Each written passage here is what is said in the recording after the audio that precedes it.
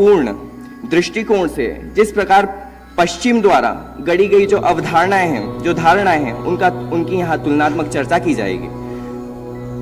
भारतीय view of world civilisation विषय पर प्रकाश डालने के लिए मैं आमंत्रित करता हूं श्री अमृतांशु जी पांडे को कि आप आएं और इस विषय की गहराइयों से हम सभी को अवगत कराएं।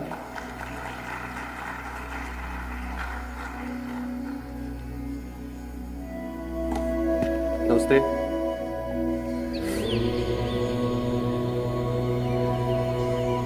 Civilization begins to appear when a workable system for living, that is, a proper relationship between man and nature, is established in accord with the given features of a region.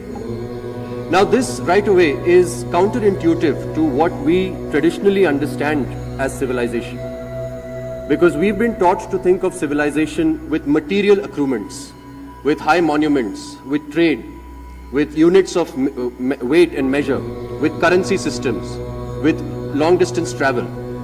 So what is this quote by Professor Yasuda Yoshinori trying to tell us? And what does it mean if civilization is what is established when man and nature are in harmony? This means that the people we've been taught to think as primitive, the people that we've been taught to think as savage, as barbarian, as ancient man, they themselves were civilized. This means that at the beginning of humanity itself, humanity was a civilized species. And this is found intuited in our tradition as well. In Satya Yuga, Dharma is on all four legs. And it is from there that a decay begins. That the more that man or humankind moves away from this harmonious state, the less civilized he becomes.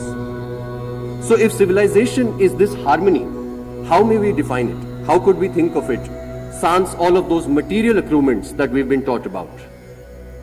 We have Adam Ferguson, who tells us that not only does the individual advance from infancy to manhood, but the species also advances from rudeness to civilization. Now this is a way of defining civilization as an analogy. It is comparing civilization, the collective, to an individual. And this definition by analogy is very common to Indian tradition as well. In fact, most things in Indian tradition are defined by analogy, which is captured in a Mahavakya. That Mahavakya is Yatha Pinde Tatha Brahmande, Yatha Brahmande Tatha Pinde. Another way of saying that is, as in the microcosm, so in the macrocosm. As in the macrocosm, so in the microcosm. As above, so below. In the world of memes, we know this as that image of the human neurological system compared with the images of the nebulous wisps of a galaxy, and they seem to look alike. That is what this statement is alluding to. So let us try to understand civilization by analogy, by trying to do this kind of exercise of seeing in civilization a microcosm of something or a macrocosm of something. And when we do that, one of the ways to understand civilization is, as memory is to consciousness, and as consciousness is to the individual, so history is to civilization, and civilization is to the collective. Now let us unpack this. In the modern world, we are told that consciousness is what emerges when information is processed in increasingly complex ways. But that is what emerges in an individual unit. Expand that. When consciousness is processed in increasingly complex ways in a collective unit, then what is generated is actually civilization. And just like memory underpins consciousness, you are you because of an unbroken stream of memory, beginning from your earliest memories down to this day. If you did not have those memories, you would not be you. Your conscious experience would not be yours. Similarly, itihas is the collective unbroken stream of conscious experience for the collective. Now look at how we can understand this in different ways. If you want to subvert an individual, if you want to damage an individual, one of the ways you can do this is play with that individual's memory. You can tell that individual that things that they remember are false memories. They never happened. You can plant memories into that individual. Things that never happened, you can try to tell them those things are true. And when you do this, you make an individual doubt themselves. You make an individual question whether their sense of reality is even correct or not. That is exactly what has happened with civilization and itihas. So things we remember, things our grandparents tell us, we go to school and we're told they're false. They never happened. They're mythologies. Things neither our grandparents nor their ancient rishis and grandparents ever told them are taught to us in school as our history, and are told that those are what form our identity. And it is as a result of that that we have the statement India, that is Bharat, and that whole dichotomy, that whole schizophrenia. So as a civilization, we have been subverted by playing with our itihas. That is one of the ways to understand civilization in analogy. Another way to do this is the second statement. As consciousness is both the observer and subject of memory, so civilization is both the observer and subject of history. Memory is a tool of identity formation. We converse with our memory. We recollect memories. We play them back in our mind to inform us in the present, to learn from them. Similarly, itihas is a way for a civilization to be in conversation with itself. And a civilization that believes in reincarnation, itihas is a way for us to actually converse with ourselves, because it is we who are born as our own descendants over and over again. I'm sorry.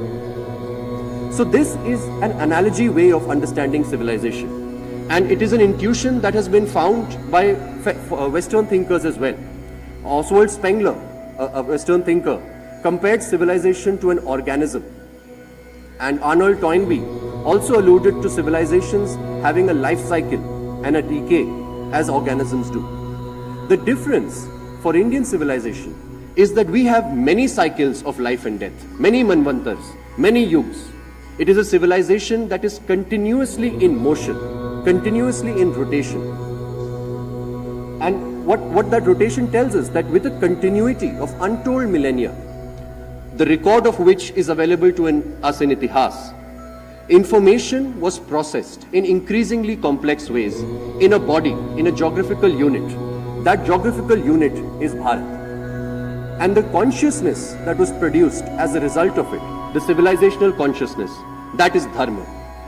So when we get into these debates on whether we are more Bharat, whether we are more dharma, whether dharma is more important, whether Bharat is more important, we need to understand that these are false categories imposed on us by false memories. It is all the same root of one collective experience, of one unbroken stream of memory that forms itihas, and that is today Bharat. Another way to understand this is through the metaphor of the potter's wheel. If you look at the potter's wheel, you can put a blob of clay on it, and if you start rotating that wheel, because of centrifugal force, the clay will disintegrate. It will splatter across like in blobs of clay. And what the potter does is gently shape it, gently put a hand, so that that clay under centrifugal motion takes the shape of a pot, of a vessel. We understand this through the words dhvamsan and avadhvamsan. Dhvamsan means disintegration. It means that splattering under centrifugal force. And avadhvamsan is what staves off that disintegration. Avadhvamsan is that gentle hand of a potter which shapes the rotation. This rotation of Indian civilization can be understood through the study of one simple dhatu. Dhatus being the roots of Shri in the dhatu part. And we'll begin with the root Sat. This is a word we all know, Sat Chit Anand. It is actually a simple grammatical word, because we know the word for is Asti.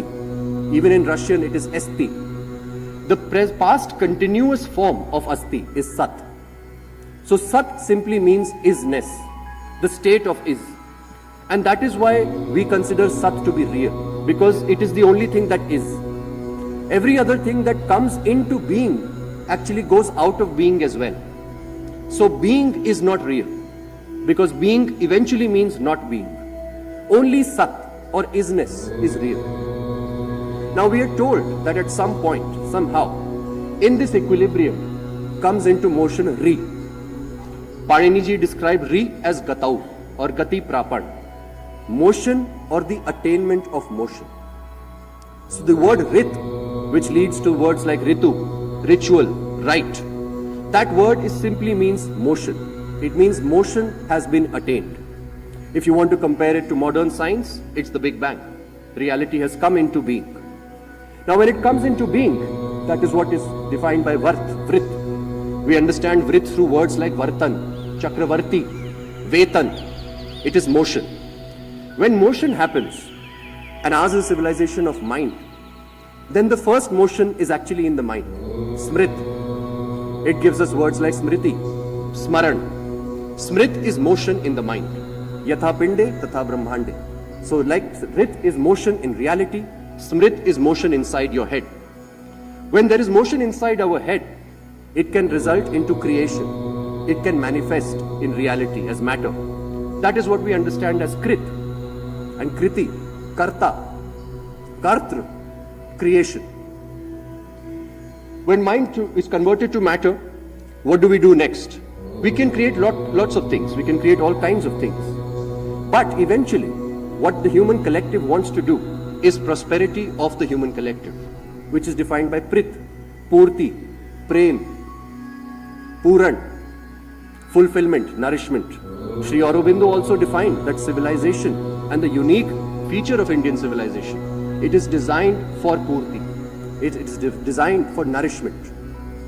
So this pursuit in this motion of the potter's wheel that the civilization is on, when we start pursuing pleasure, some things will hit, some things will miss, some things will work right, some things will not work right. And this is the process of design. In design, over iterative cycles, over many cycles, we figure out the best way of doing things. That is what the civilization is also dedicated to. That gives us the word Dhrit. Dhrit means established. It means sustained. It means tethered. Dhrit is what ensures that we do not disintegrate under that centrifugal force. It keeps us rooted. And in fact, the word dharma comes from Dhrit. Dharayiti iti loko. Established in this realm. That is dharma. So dharma is what tethers us to this reality. Dharma is what ensures that we do not disintegrate. It is our dhvamsan, the prevention of dhvamsan. And that is how Dhri, the root, is also defined by Shri Panini as our dhvamsan. Well, once we establish this, once we figure out what works, what is the next job? We have to pass it on. We have to ensure that it carries to the next generation. We have to ensure that even our children, even our descendants, are able to utilize these design principles of prosperity and of fulfillment. Therefore, we have to do Bharan, which is the root of Brit. It means bearing forward. It gives us the word Bharat. From Brit comes Bharat, from Bharat comes Bharat. So Bharat, or our civilization, is that location where the eternal design principles of happiness and of fulfillment have been tethered, have been established. And the establishment, the system within which they are codified, that is dharma. As we do this, we start to find some golden principles. We start to find some mahavakyas. We start to find some coded symbols of the distilled understanding of how to achieve prosperity. We understand this through Ghrit. Ghrit is ghee, clarified butter. It is what emerges from the yajna, from the havan.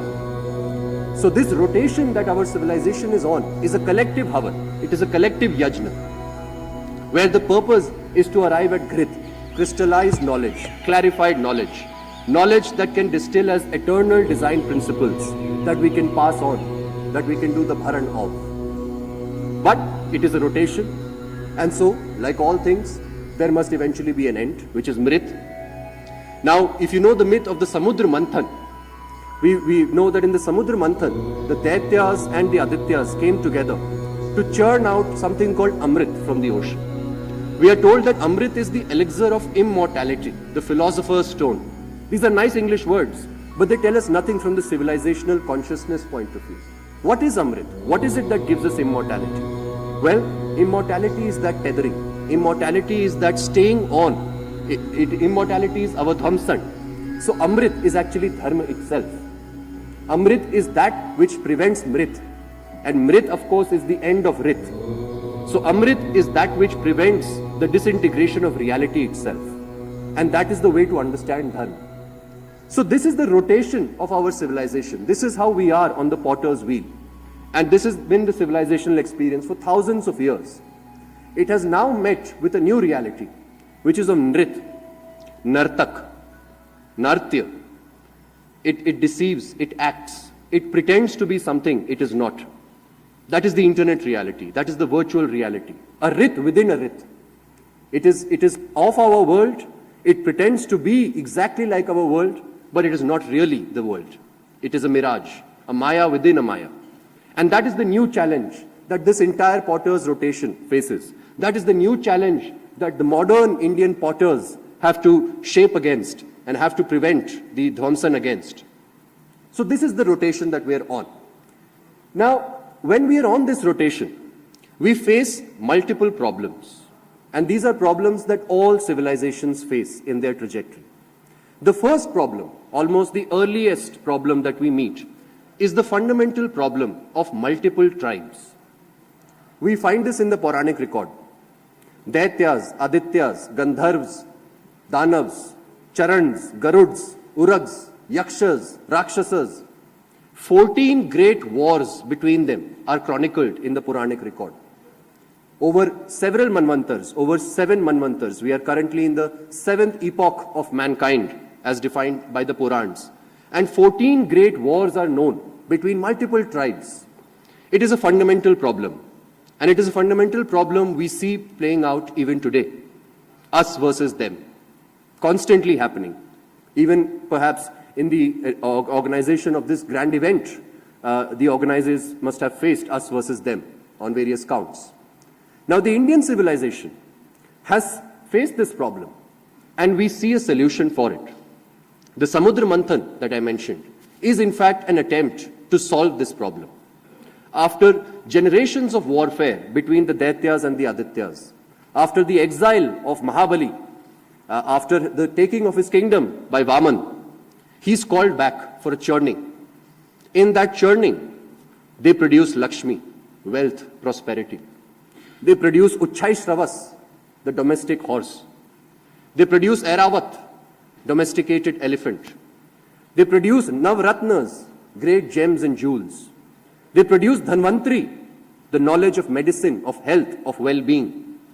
And under the tutelage of their Purohits, their Rishis, Shukracharya on the Daitya side, Brihaspati on the Aditya side, they come together and try to share these resources. This is a theme we will find recurring again and again. In the Rig Veda, Sudas and the Puru Bharats are at war against the Anavs, against the Dasyus, against the Druhyus, against the Turvashas. There is schisms. Some worship Indra, others worship Varun. Some consider Agni sacred and throw everything into it because it is the great purifier. Others consider Agni sacred and so throw nothing into it because it is pure and must not be defiled. Some consider the Asurs to be dark forces, to be dark entities. Others say Ahur Mazda or Asur Med is the primal Daivic entity. And this schism we find a solution for in the works of Maitra Varuni Vasisht. He is a Maharishi of the Rig Veda. And the Richas of the Mandal 4 in the Rig Veda are all perceptions of Maharishi Vasisht. And under his mantras, we find a conciliation. He invokes Indra and Varun together. They are both equally Daivik. They are both equally capable of taking us to prosperity. So yet again we find a conciliation by a Maharishi between warring tribes. And this is the first fundamental problem. But let us say you solve it. Let us say that for a while our Dhwamsan or staving off disintegration is achieved. But then you face the next problem, which is the problem of leadership. We know of Mahabali, Trilok Chakravartin, and yet he turns evil. He begins to oppress his people. We know of Ven, who comes many generations after Mahabali. He bans the worship of the Devs. He says that only I must be worshipped. Each of us would be very okay with a benevolent dictator. The problem is, how do you ensure the dictator's son does not become a tyrant? So this problem of leadership is solved in the modern world with democracy, which the great democratic hero, Winston Churchill, he said it's the worst system that ever is, except for all the others. So democracy is only a working solution we currently have.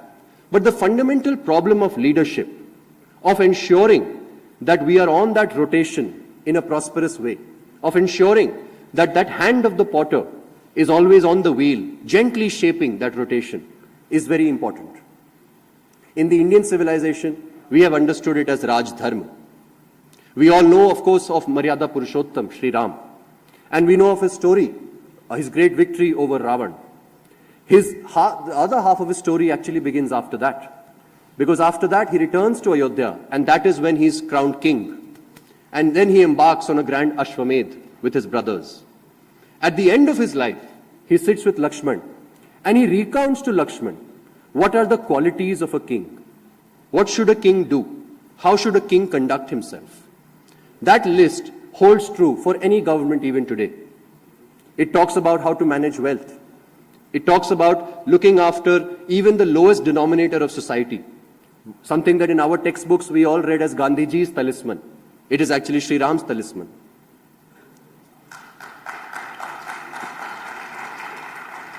He talks about spies. He talks about mantris, that all the mantris should be native to the land. At least a few spies should be foreign. He talks about the maintenance of ecological infrastructure, of ponds, of lakes, of forests, and their necessity to the larger civilization. That entire list would put to shame even the special development goals of the United Nations today. But it exists in our trajectory. It exists in our memory, in our itihas. The one that we've been taught is myth. The one that we've been taught is false. So it is there. Well, let us say we solve this problem, the fundamental problem of leadership. Let us say we institute a Raj Dharma that all leaders are upheld to. We will still face more problems. And this then is the fundamental problem of conflicting ethos itself. This is not the first problem that we faced of multiple tribes. This is the problem of adharma versus dharma. This is the problem of Kartavirya Arjun in the Purans, the Hehaya tribe. They are shown in the Purans as a thoroughly adharmic tribe. When they invade cities, they do not leave innocents. They kill women and children as well. They do not spare the buildings and the infrastructure. They burn it all to the ground. Unlike all other tribes, they even raid ashrams. They burn entire forests. So how do you play with people who are simply not up to playing with your rules at all? In the modern world, Karl Popper talked about the tolerance of intolerance. This is that problem. And we have faced it multiple times. We know what the solution is. We see that solution in the names of Chakravartins. Chakravartin in the Purans, such as Avikshit Marut, such as Sagar Ekshwaku. These are people who then take on the Hehayas. In the final form, we know of Parshuram, the avatar. He is said to have destroyed the Kshatriyas 21 times over. It were these Kshatriyas, it were these Hehayas. Which is to say that when adharma presents itself, when we are faced with the fundamental problem of conflicting ethos, then all of that conciliation in that first problem, it needs to be put aside. You cannot actually tolerate intolerance. And we see this in how Sagar treats the Hehaya tribe. When he deals with other tribes, Yadavs, Kambojas, Shaks, Huns, he shows a lot of leniency. He shows a lot of mercy. In fact, the Kambojas, the Huns, the Yadavs, they are shown to go to Vasisht and plead to Vasisht that please tell your mentee to show us mercy. And he listens to his guru. Vasisht counsels that just exile them, don't kill them. And so the royal families in those tribes are exiled. But then when he goes against the Hehayas have no rishi to turn to because they have violated all rishis. And Vasisht counsels no peace, no mercy. The Purans describe Sagar razing the Hehaya cities to the ground. And a few generations after him comes the avatar, Parshuram, who absolutely ends their line. This is a fundamental problem we face even today in many forms. And if we want to look for solutions, we only have to look into our memory, our itihas. Well, let us say we achieve some kind of working solution here. By this time, civilization begins to arrive at an equilibrium. It has solved the first fundamental problem. Multiple tribes have somehow learned to live together. It has solved the second fundamental problem of leadership. There is good governance, there is Raj Dharma. It has solved the third fundamental problem. The Shaks, the Huns, the Hehayas have been shown their place.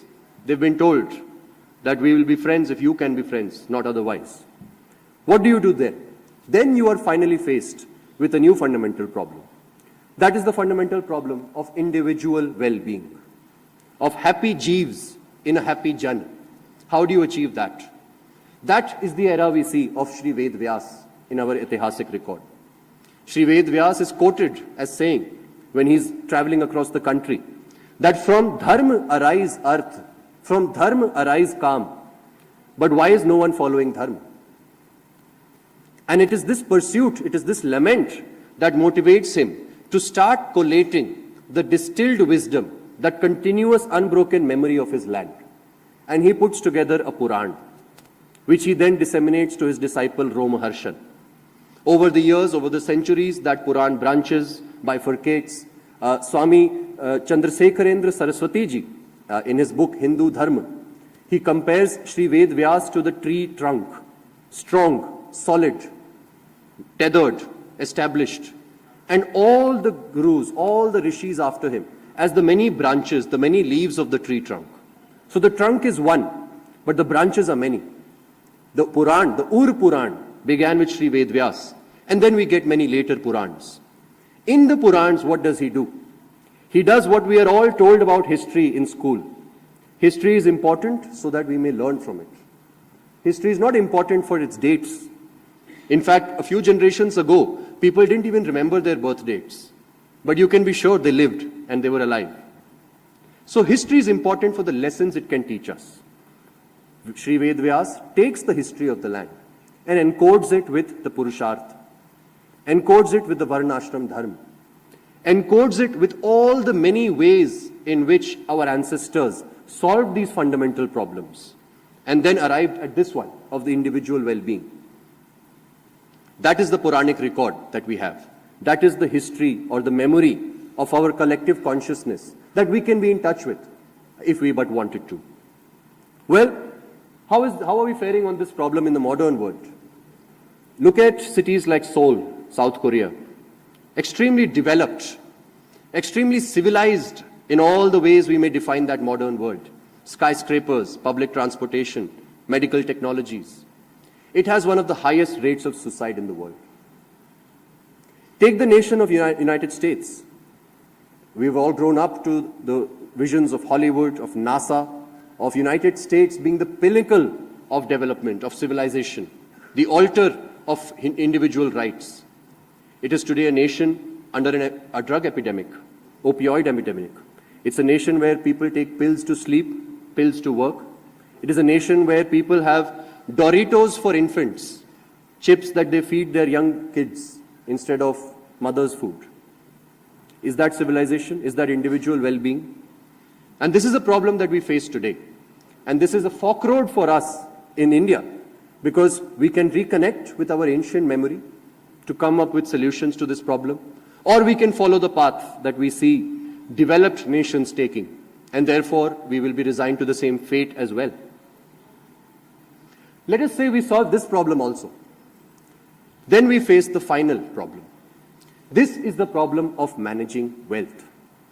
Because you see, what a society, what a civilization does best is create wealth. It creates wealth of knowledge, of information. It creates wealth of power, of sovereignty, of autonomy. It creates wealth of profit, of money. It creates wealth of skills, of art, of crafts. These are the four great kinds of wealth. And our civilization created all those four kinds of wealth. But then how do you manage it? What happens if those who own the knowledge also start owning the power?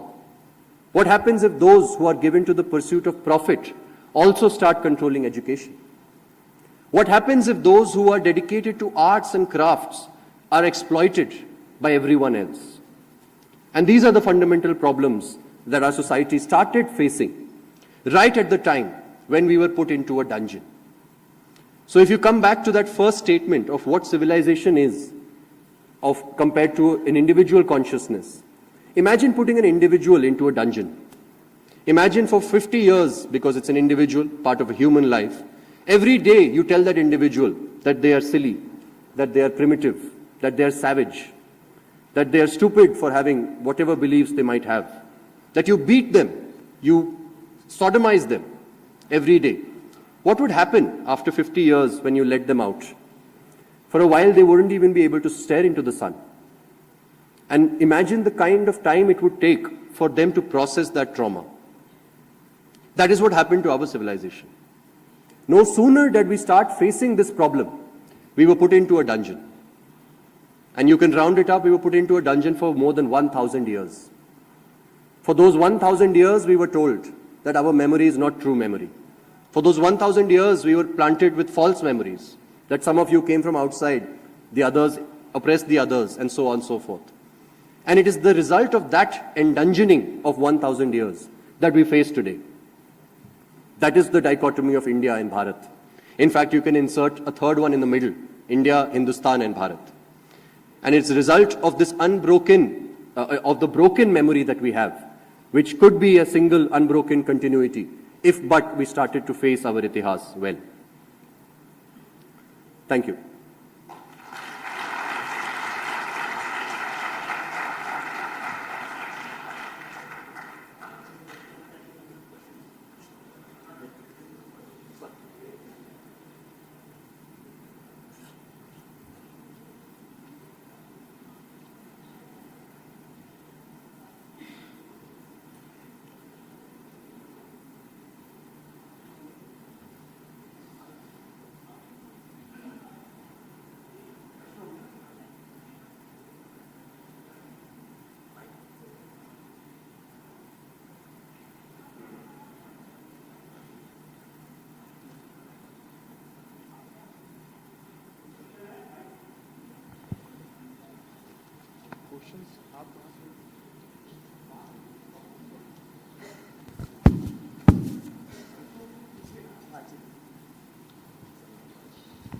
यदि किसी के प्रश्न हैं तो वह अपना हाथ खड़ा कर दीजिए, माइक वहां पर आ जाएगा.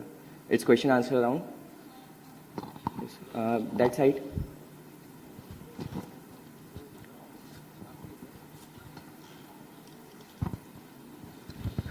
Namaste, sir. So there is a saying that a very easy way to destruct some country's future is to destruct or distort its past. When you destruct or distort someone's past, it already lays the ground for future destruction. Ji. What's your say on that? Absolutely. So all of this, we are helped if we use the analogy of individual consciousness. How do you process your memory, and what are the ways in which you use it? You, of course, use it to inform your future as well. You make plans of what you want to be, of things you may want to do tomorrow, day after tomorrow, over the long term. Where do you see yourself in 5 years from now? There is no way to answer that question if you didn't have memory, because you would not be yourself. The question would not make sense if you did not have a past stream. So absolutely, the same thing holds at the level of collective consciousness as well. That one of the ways to disrupt the future destiny is to actually subvert the past memory or the itihas.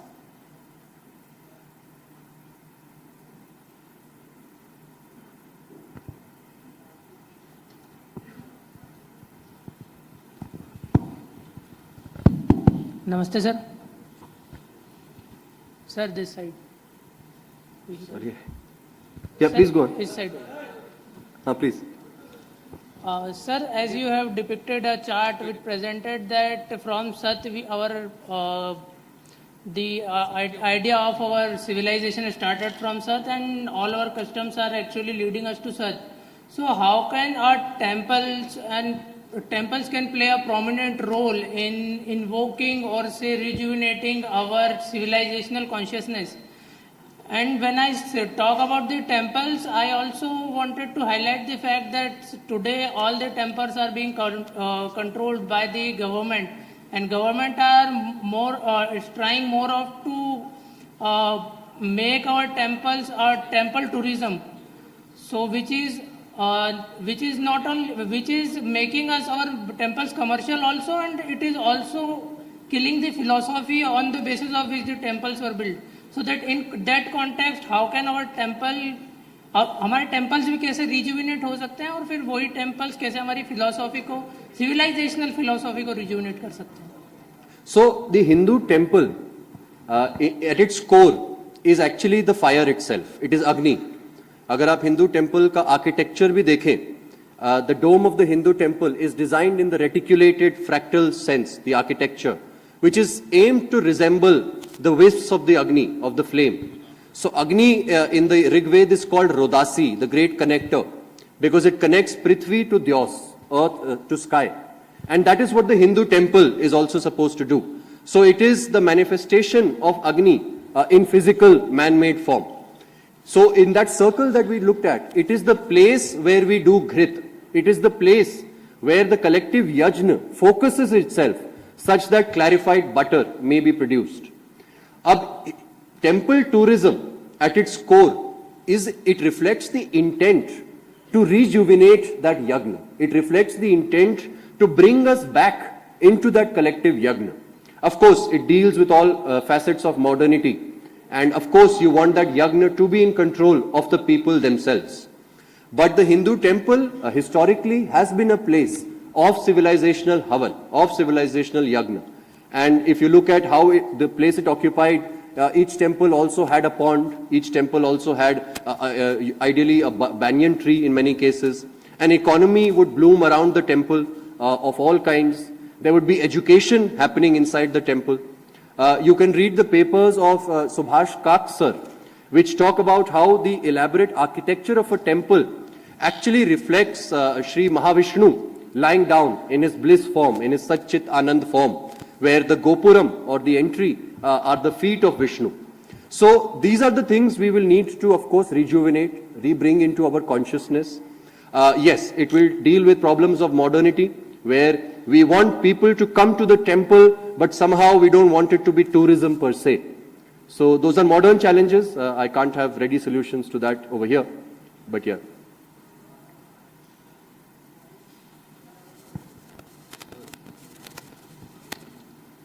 नमस्कार sir, मेरा प्रश्न आपसे यह है कि हमारा जो पौराणिक या कह सकते हैं ट्रेडिशनल इतिहास है, उसके अकॉर्डिंग हमारी भारतीय सिविलाइजेशन हजारों नहीं लाखों वर्ष पुरानी है, लेकिन ऐसा क्यों है कि हमें उसका कोई भी मटेरियल एविडेंस नहीं मिलता है और इसकी वजह से पश्चिम द्वारा हमारे इस ट्रेडिशनल इतिहास की परंपरा को बार बार नकारा जाता है। मटेरियल एविडेंस में देखिए एक कॉन्सेप्ट होता है इवेंट हॉराइजन। हर डिसिप्लिन का एक इवेंट हॉराइजन होता है, जिसका कहने का अर्थात है कि उस इवेंट हॉराइजन से पहले उस डिसिप्लिन की दृष्टि नहीं जाती।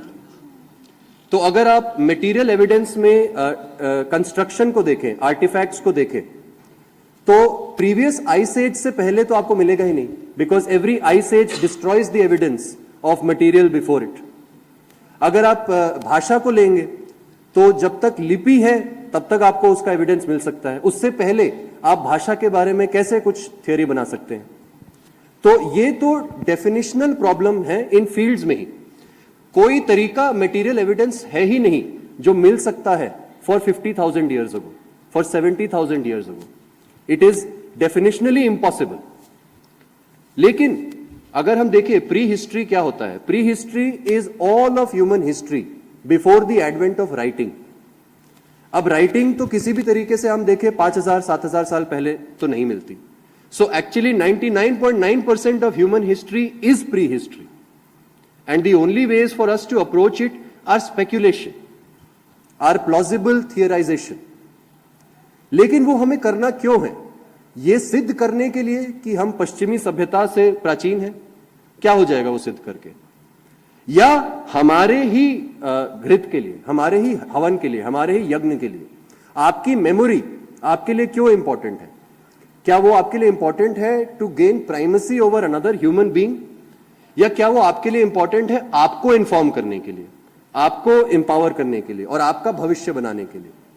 So my view is that yes, there are true facts about Indian history that we should assert with reason and evidence where possible. But beyond it, our history is for ourselves. It is for our learning. And it doesn't matter, rhetorically speaking, if the white man doesn't like it. That's fine.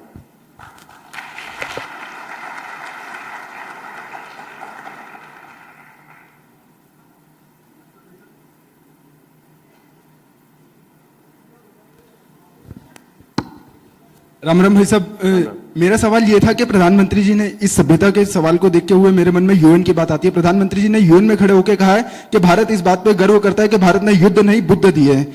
तो आज के concept में आखिर हम इसमें क्या relevance देखते हैं और आखिर भारतीय सभ्यता इनमें से किसके ज्यादा नजदीक आती हुई ज्यादा सही दिखती है, या मतलब इसका रेलेवेंस क्या है भाई साहब आज के समय में? अब ये प्रधानमंत्री का ये वाक्य मैं तो नहीं जानता इसका कॉन्टेक्स्ट। युद्ध भी हमने किए हैं, वो तो कहना गलत होगा कि हमने युद्ध किए नहीं है, लेकिन युद्ध का भी धर्म था अगर भारत में आप देखें तो। और वही डिफरेंस है हैहयों में और बाकियों में कि हैहयों ने युद्ध धर्म का भी पालन नहीं किया। तो युद्ध करने का भी एक तरीका होता था।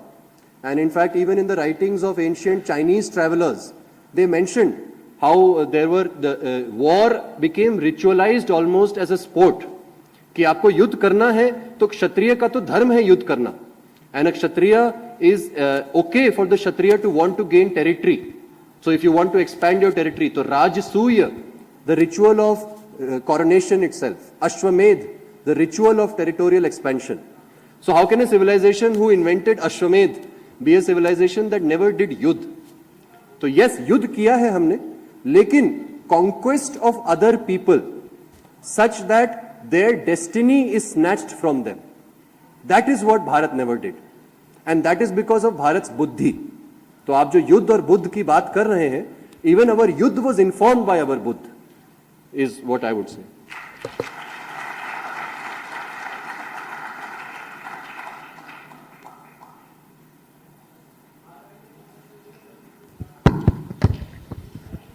Hello sir. Sir, my name is Ankit. So my question is, every civilization have an aspect of expansion. It is also said to an extent that if a civilization is not expanding, it is actually shrinking. But when we see Indian civilization and also the four major religions, Jainism, Hinduism, Buddhism, Sikhism, there is no aspect of expansion, which is actually the main facet of the Abrahamic religions. So sir, how do you see this expansion aspect in Indian civilization? So by expansion, what do we mean? We will need to introspect on that. By expansion, as I mentioned in the previous case, does it mean snatching other people's way of life from them? Does it mean turning other people into people like us? Those have not been the imperatives of Indian civilization. But expansion of the Agni itself, expansion of the principles of Dharan and of Bharan, that is what Indian civilization, in fact, what is Bharat? Bharat is that entire territory jahan pe dharm hai, which is why we have no compunction in thinking of ancient Gandhar as part of Bharat, which is why even today we have no problem with Nepal being a separate nation state, quote unquote. So expansion of ideas, expansion of the light, of the Agni, it is the reason why even in Japan we have forms of Hindu deities. It is the reason why something like Buddhism traveled across shores without blood being shed per se. So expansion, Indian civilization is given to, but expansion not of itself, but of light, of Agni, of Dyos to Prithvi, Prithvi to Dyos, of ascension. So asato ma sadgamay, tamaso ma jyotirgamay. That is an expansive quote actually. It expresses the expansion of light, the expansion of knowledge. And that is what Indian civilization is dedicated to. जो भी delegates question कर रहे हैं तो अपना नाम और जहां से आए हुए हैं तो एक बार आप पहले सूचित करें, फिर उसके बाद क्वेश्चन करें.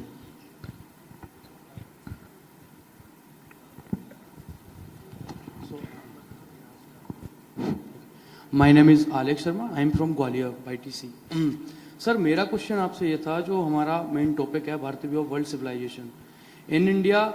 आज हम देख रहे हैं कुछ क्योस हैं हम लोगों में ही कि इंडिया एंड भारत हम किसको चूज करेंगे. तो हम जब वर्ल्ड सिविलाइजेशन की तरफ देखते हैं तो पहले क्या हमें खुद की तरफ नहीं देखना पड़ेगा कि हम अपनी सिविलाइजेशन को किस तरफ लेके जाएंगे? जी जी बिल्कुल. मैं इसका मतलब हाँ के आगे क्या जवाब मैं दे पाऊं, मैं नहीं समझा. मतलब आप अपना सवाल अगर दूसरे तरीके से शायद पूछ सकें. मैं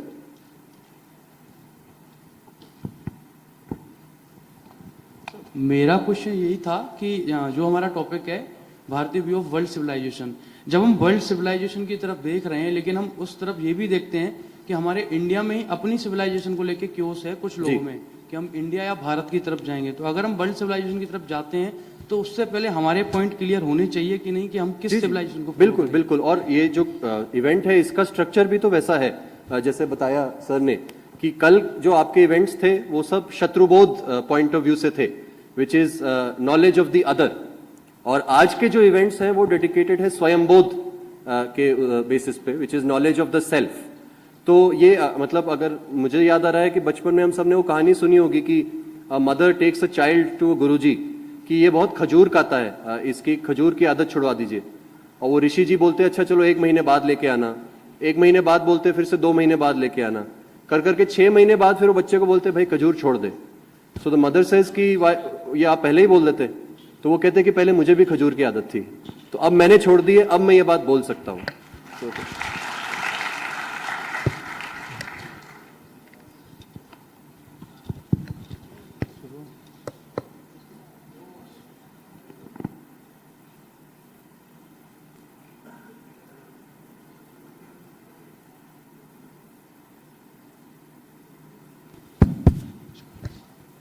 Hello. Thank you for a wonderful presentation, sir. My question to you is, you answered a word in the end. You ended it on a smart note that we can insert Hindustan in between of India and Bharat. We know that we identify India with the Greek invasion and all that. They given us this name based on a mistranslation of River Sindhu. And we can say that the word Hindustan came to us only after Islamic invasion and the subsequent syncretism and adaptation. So can you please throw some light on that also? जी, तो first of all ये words की etymology पे मैं नहीं जा रहा. In fact even for the name India there are fair reasons to counter that it comes from the word Indu which means moon. तो फाहिन या ह्यूनसैंग चाइनीज विजिटर्स जब आए थे, that is the etymology they give. तो etymology को आप छोड़ दीजिए. What it points to is that we all agree in this thing called India, which is the modern nation state constitutionally defined. So it is in broad sense a legacy of the British colonial experience, which is why we find actors like Saif Ali Khan saying that India was not a nation before the Britishers. So India, we all agree in, it is the largest category and it is the modern nation state. Then there are those amongst us who believe that there was India created by the great Timurid rulers like Akbar, like Humayun, like I forget their names, but those great rulers and their ilk created the nation. That is the nation that I am referring to as Hindustan. And then there are some of us who have some connection to things beyond that, to the itihas, to that unbroken memory that goes back who knows how many thousands of years. उसको हम भारत समझते हैं. उसके लिए the word we can use is Bharat. We can use Aryavart if we like, जिनके geographical denotions कुछ और हो सकते हैं, but as an idea. And all nations, all human collectives are an idea. So we are a civilization because we have some shared ideas. We are a nation state because we believe in this thing called the Constitution together, you and I both. If we didn't, the nation state would cease to exist. So when I say India, Hindustan, Bharat, that is the layering that I refer to. Thank you, sir. Ram Ram भाई साहब, मेरा नाम उज्जवल त्रिपाठी जी. उज्जवल त्रिपाठी है, मैं इंदौर से हूँ. Sir, एक तरफ मुझे गर्व होता है कि मैं भारतीय संस्कृति से हूँ, लेकिन वहीं पे जब मुझे पढ़ने के लिए विवश किया जाता है कि हमारे जो कालिदास उन्हें बोला जाता है शेक्सपियर ऑफ इंडिया के तौर पे दर्शाया जाता है, और वहीं पे जो समुद्रगुप्त है उन्हें बोला जाता है नेपोलियन ऑफ इंडिया, तो एक विरोधाभास के रूप में कार्य हो रहा है. एक तरफ हम मान रहे हैं कि हमारी संस्कृत महानतम है, लेकिन ऐसा क्यों हो रहा है कि हम किसी और के नाम की उपाधि ले रहे हैं? क्या ऐसा नहीं हो सकता? मुझे नहीं चाहिए कि हम शेक्सपियर को बोलें कालिदास ऑफ इंडिया, बट ये भी नहीं चाहिए कि हम कालिदास को बोलें शेक्सपियर ऑफ इंडिया. तो मेरा आप इस पे थोड़ा प्रकाश डालने का. मैं आपके साथ 100% सहमत हूँ. तो इस पे हम क्या कार्य कर सकते हैं कि ऐसी चीजें हमें बंद करना होगा और कुछ नहीं है. लेकिन मजबूरी बस, हमें कुछ भी परीक्षा अध्ययन के लिए इसका तो अनुसरण देखिए, करना पड़ता है. The solution to bad ideas is more good ideas. The solution to bad books is more good books. The solution to bad names is more good names.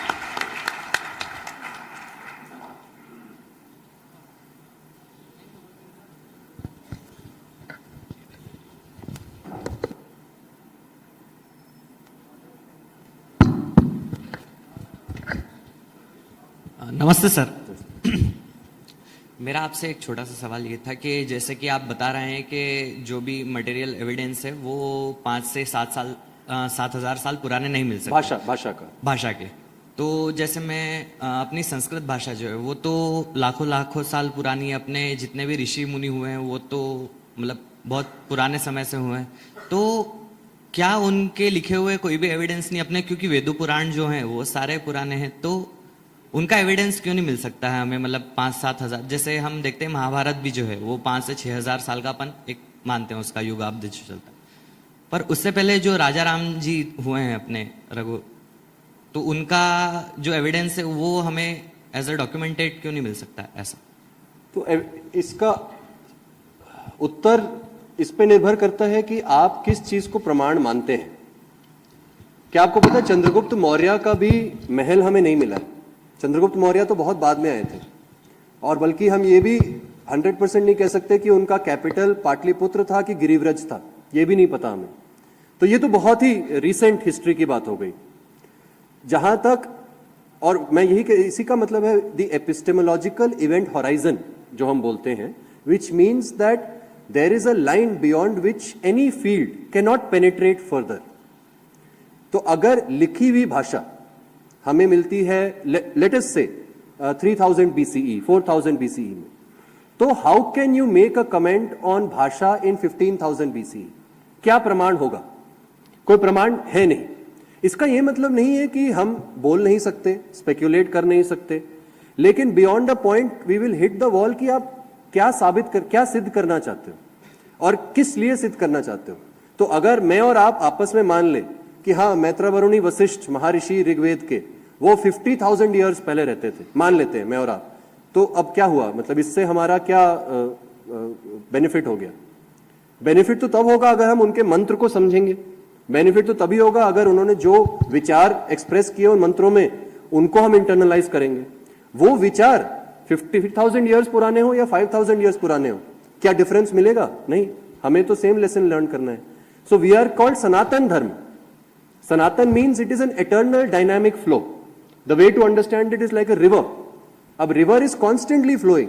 Can you point out old river and new river in the Ganga? You can not. And does it matter for you too? It does not. Sir जैसे हमारे लिए तो matter नहीं करता, हमको पता है हमारे प्रभु श्री राम थे, बाकी दुनिया में अगर हमें अपनी बात रखनी है तो बिना एविडेंस के तो बोलते कि बस हवा में बात कर दी। तो वहां पे लेकिन फिर हमें सरेंडर करना पड़ेगा टू इंटेलेक्चुअल इंटेग्रिटीज एंड ऑनेस्टीज। तो तब हम नहीं बोल सकते कि ऋषि जो थे वो 50 लाख साल पहले थे, 20 लाख साल पहले थे, और if we want extraordinary claims require extraordinary evidence. तो या तो वो हम लेके आए या नहीं लेके आए पाए, तो फिर we will have to surrender to not being able to make those claims. Okay sir, thank you.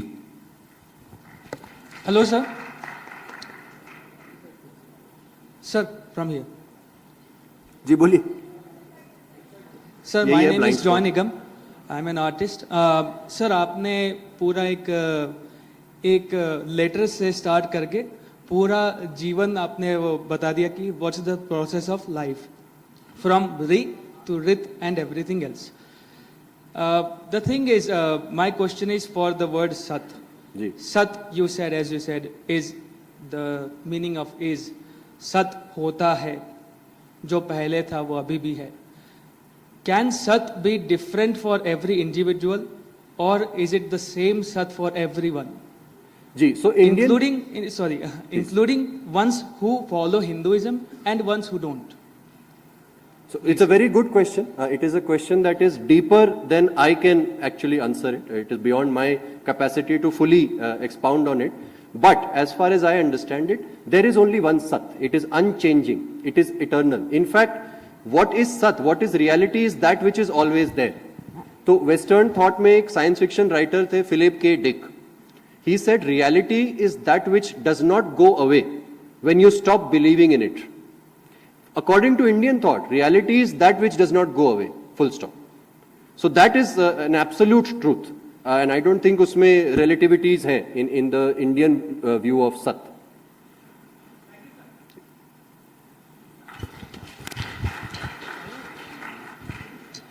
जी, मुझे पूछना था कि हमारी सभ्यता इतनी पुरानी है कि हर स्मारक पे चिन्हित मिलती है, भले वो ज्ञानवापी काशी विश्वनाथ मंदिर हो या राम जन्मभूमि हो, कुतुब मीनार हो, ऐसी बहुत सारी स्मारकें हैं जहाँ पर हमारी सभ्यता हमें चिन्हित मिलती है, लेकिन हमें हमारी ही सभ्यता क्लेम करने में इतना ज़्यादा समय लग जाता है। अगर दूसरी तरफ देखें तो एक ही दिन बाद मज़ार खड़ी हो जाती, पत्थर रखते हैं, हरी चादर चढ़ाते हैं और मज़ार खड़ी हो जाती। तो इस पर आपका क्या व्यू है कि जो राम जन्मभूमि है उसको हमें क्लेम करने में इतना समय लग गया, अब हम हमारे दूसरे मंदिरों की तरफ बढ़ रहे हैं, तो इस पर आपका क्या व्यू है कि हमें हमारी चीजें क्लेम करने में इतना समय क्यों लग रहा है? इसका एक उत्तर तो यह है क्योंकि हमारा तरीका है चीजों को ठीक से करने का, सात्यता के साथ करने का। तो the path of truth is always slower, longer and more arduous, तो वो एक कारण है।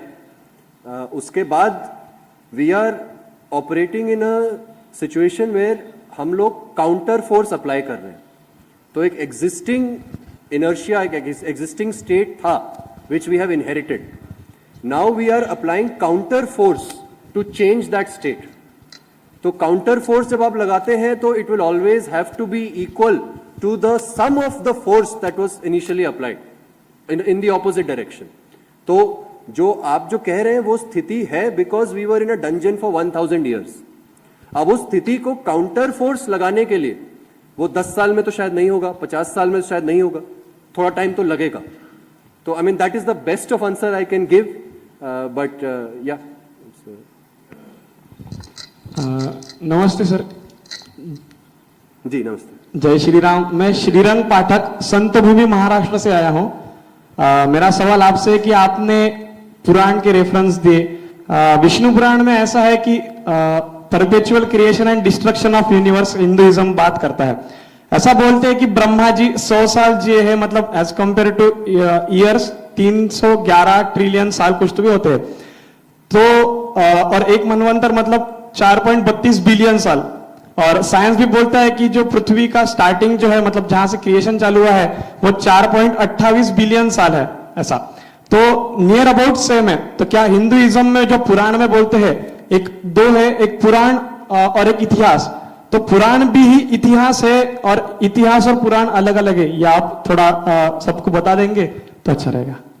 आपने जिस एक्सपर्टीज से वो सारे नंबर गिनाए, मुझे लगता है आप बता सकते हैं खुद भी, तो बट नहीं। सो पुराण, हाँ, इतिहास जो शब्द है वो एक्चुअली महाभारत और रामायण के लिए यूज हुआ है।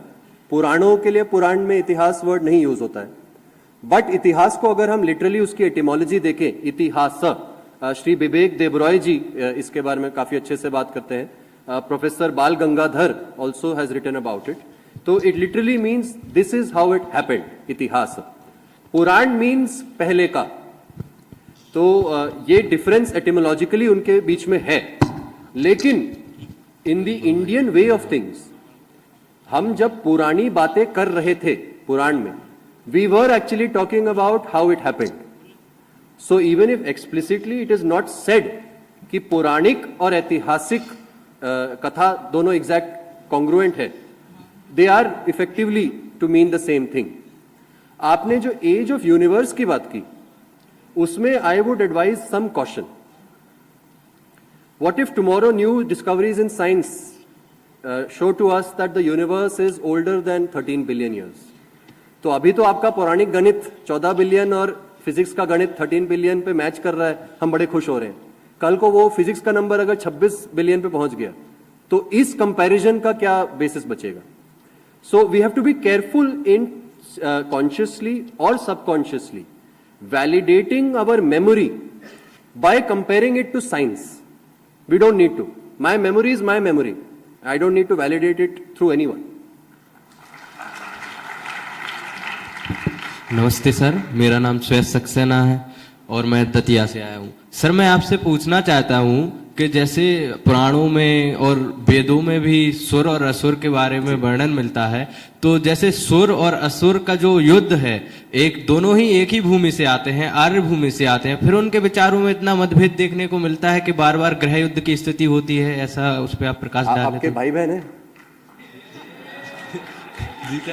जी सर। आपके भाई बहन है? No sir. ऐसा नहीं है। मित्र है? हाँ हाँ। मित्र गण से आज तक कभी कोई भेदभाव नहीं हो पाया?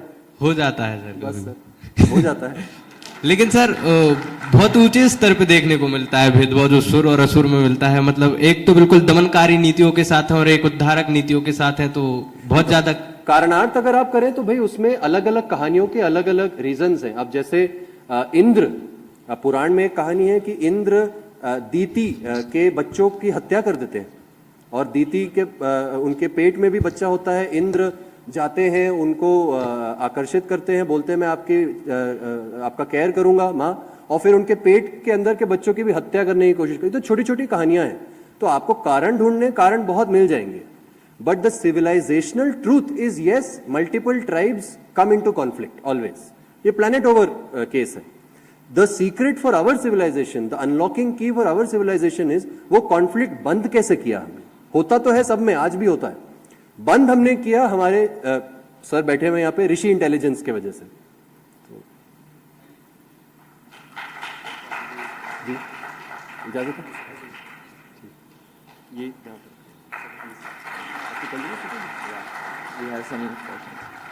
Thank you so much, sir. This was such an enlightening session. We all were able to relate this topic with us. So this was really interacting and engaging. So इस सत्र में हम सभी को भारतीय सांस्कृतिक चेतना यानी कल्चरल कॉन्शियसनेस के एक नए मॉडल के बारे में जानने को मिला, जो कि पूर्ण रूप से एक हमारे भारतीय शब्दावली पर आधारित है। धन्यवाद सर। जो हमें भारतीय सभ्यताओं को समझने के लिए एक समग्र रूपरेखा प्रदान करेगा। बहुत बहुत धन्यवाद सर। हम सभी के बीच काफ़ी मतलब खुशी की बात है कि हम सभी के बीच में दो यंग इंटेलेक्चुअल्स उपस्थित हैं। मैं निवेदन करूंगा शिवम रघुवंशी जी से कि आप मंच पर आएं। शिवम रघुवंशी जी राइटर हैं, एडवोकेट हैं, लॉयर हैं। आपने एक पुस्तक लिखी है बैलेट बुलेट एंड ब्लड, इसके आप एक ऑथर हैं। मैं आमंत्रित करता हूं आकाश मिश्रा जी को YTF मेंबर की वे आएं और शिवम रघुवंशी जी का स्वागत करें।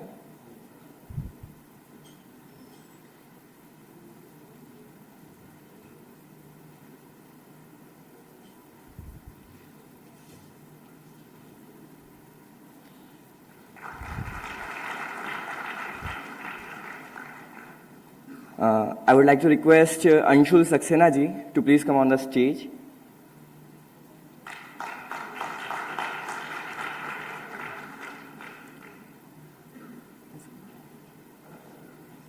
Okay, sure. So, sure. हमारे बीच में आज एक ऑथर हैं, एक यंग ऑथर हैं, हम सभी के लिए एक यूथ आइकन हैं। उन्होंने जो पुस्तक लिखी है बैलेट बुलेट एंड ब्लड, उसके अनावरण के लिए मैं निवेदन करता हूं रघुनंदन जी से कि आप मंच पर आएं। साथ ही मैं निवेदन करता हूं यंग थिंकर्स फोरम के डायरेक्टर निदेशक श्री आशुतोष सिंह जी ठाकुर से कि आप आएं मंच पर और पुस्तक विमोचन करें। इस पुस्तक के बारे में बता देता हूं मैं आपको। It's a book which documents the horrors of violence which unleashed in the aftermath of ruling party winning the West Bengal elections in the year 2021. So its main target was the main opposition party. The offices were burnt and the workers and supporters were killed. At that time, women were raped and killed. And the law and order machinery chose to look the other to violence unleashed, which also had communal undertones. हम सभी के बीच में इस पुस्तक का अनावरण हो रहा है, आप सभी करतल ध्वनियों के बीच।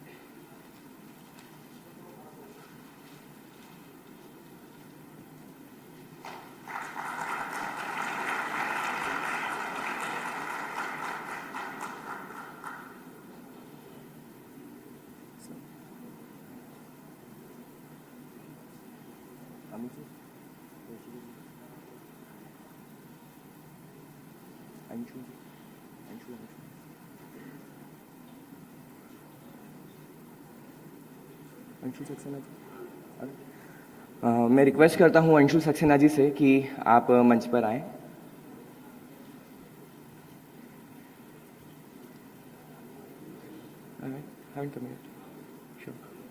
ठीक, आगे की सूचना कुछ इस प्रकार है।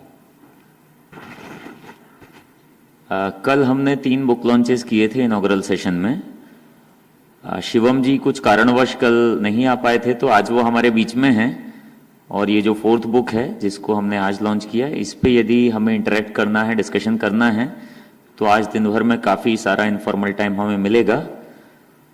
तो हम पोस्ट पोल जो बंगाल वायलेंस हुआ उस पे वेल रिसर्च्ड डॉक्यूमेंटेड बुक है, सर्वेज हैं, इंटरव्यूज हैं, कुछ पुलिस लीगल डॉक्यूमेंट्स भी हैं।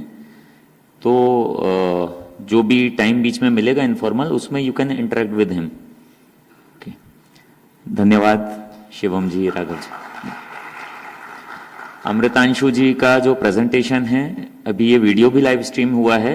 किसी को प्रेजेंटेशन चाहिए तो वो भी हम उनके परमिशन के साथ आपको शेयर कर सकते हैं।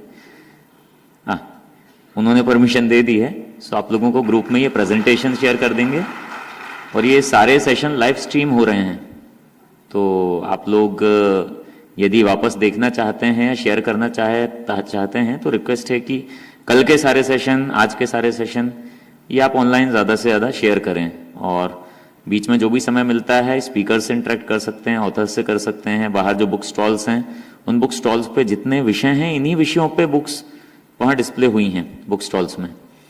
कल जो सेशन था उस पर तो पूरा एक बुक स्टॉल है थियोलॉजी पे, तो उन बुक्स को ज़्यादा से ज़्यादा आप एक्सप्लोर कर सकते हैं। जो ठीक लगे उनको परचेज कर सकते हैं, किसी को गिफ्ट कर सकते हैं। अपने यहाँ भविष्य में कुछ शुरू करना चाहते हैं फर्दर, कुछ प्लेटफॉर्म ऐसा यंग थिंकर्स फोरम जैसा अपनी यूनिवर्सिटी में, कॉलेज में, सिटी में, तो वहाँ भी वहाँ के लिए आप कुछ ऐसी बुक्स का सेट लेके चल सकते हैं। आपको कुछ सजेशन चाहिए तो हम लोगों से आप सजेशन ले सकते हैं कौन सी बुक आपको परचेज करना है। अंशुल सक्सेना जी यहाँ हैं क्या? अच्छा, ओके, तो ठीक है, ये सत्र अभी समाप्त हो गया है। अगला सत्र इंडियन नॉलेज ट्रेडिशन पे है, भारतीय ज्ञान परंपरा पे, सनातन ज्ञान परंपरा पे, from yugas to bytes, timeless wisdom of